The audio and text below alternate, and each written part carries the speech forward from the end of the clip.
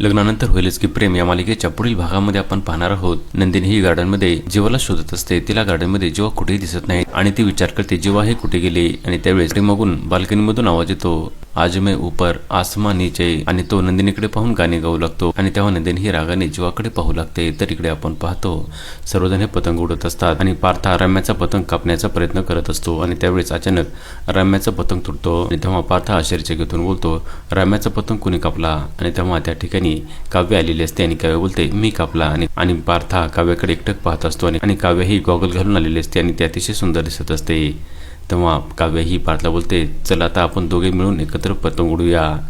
आणि पार्था त्याच्याकडे एकटक पाहतच असतो आणि काव्य ही पार्थला बोलते, मिस्टर देशमुख माझ्याकडे नाही पतंगाकडे बघा.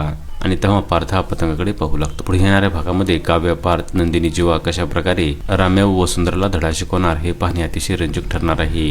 लग्नानंतर होईलच की प्रेम या मालिकेचे सर्व अपडेट्स पाहण्यासाठी आमच्या चॅनलला लाईक करा, शेअर करा आणि सबस्क्राईब करायला विसरू नका.